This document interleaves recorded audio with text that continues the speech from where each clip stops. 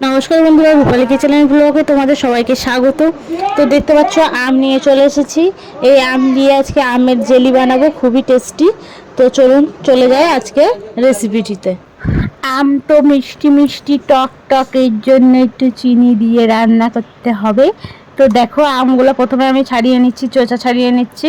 এই চোচাটা আমি স্পেশালি একটু বড় করে ছাড়ালাম, দেখো কত বড় করে চোচাটা ছাড়িয়েছি, একদম ঝুড়া করে।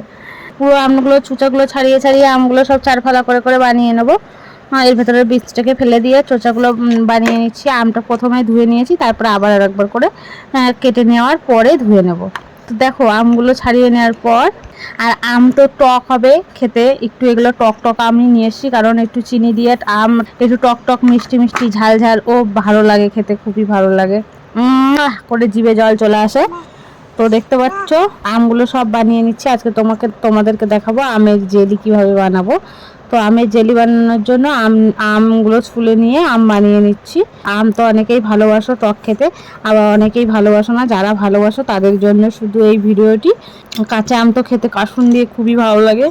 আমার তো দেখে মনে হচ্ছে কি কাঁচা আম এই কাটা হয়ে গেছে যখন, এখন মনে হচ্ছে কি লবণ দিয়ে কাসুন দিয়ে একটু খেয়ে নিই।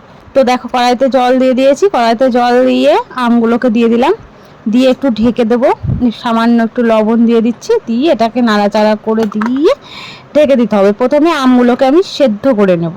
অনেকেই তো কাঁচা আমের চাটনি, কাঁচা আমের আর কি আমশক্ত বানাচ্ছে, এই সেই। তো কাঁচা আমের আমশক্ত বানাচ্ছি কালার মালার দিয়ে। তো আমি কালার মালার ওই আমশক্ত না বানিয়ে আমি আমের জেল বানাচ্ছি।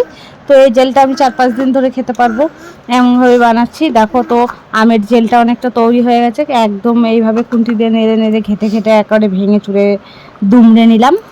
তো দেখো একেবারে, তো দেখো তারপরে একটু চিনি দিয়ে দেবো এর ভেতরে। দেখতে পাচ্ছ চিনিটা দিয়ে দিচ্ছি। অবশ্যই লবণ দিতে হবে, লবণ না দিলে চিনির পরিমাণটা প্রচণ্ড বেশি লাগবে। একটু বেশি করে একটু চিনি দিয়ে নাড়াচাড়া করে নিচ্ছি। এরকম চিনি দিয়ে নাড়াচাড়া করতে করতে আমের জেলটা তৈরি হয়ে যাচ্ছে। তো দেখো আমের জেলটা প্রায় হয়ে আসছে, আমাদের আমের জেলটা। ওফ, আমার তো জিভে জল আর রেখে দিতে পারছি না, আটকে রাখতে পারছি না। তো কেমন লাগলো আমাদের এই রান্নাটি, অবশ্যই লাইক সাবস্ক্রাইব করে দেবে যদি ভালো লেগে থাকে। আর চ্যানেলটিতে যদি নতুন হয়ে থাকেন তাহলে অবশ্যই একটা সাবস্ক্রাইব করে দেবেন।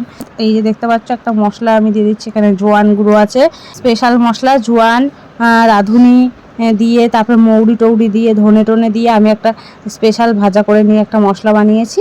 তো এই মশলাটা তোমরা অবশ্যই দেবে, দারুণ একটা ফ্লেভার আসবে। আর একটু শুকনো লঙ্কা ভাজা করে নিয়ে এটা বেটে নিয়েছি। তো ভিডিওটা ছোট করার জন্য তোমাদেরকে অতটা দেখালাম না। তো দেখো শুকনো লঙ্কার ওই গুঁড়োটা দিয়ে দিচ্ছি। তো সব কিছু দিয়ে হয়ে গেল আমাদের এই টক টক মিষ্টি মিষ্টি ঝাল ঝালের রেসিপিটি।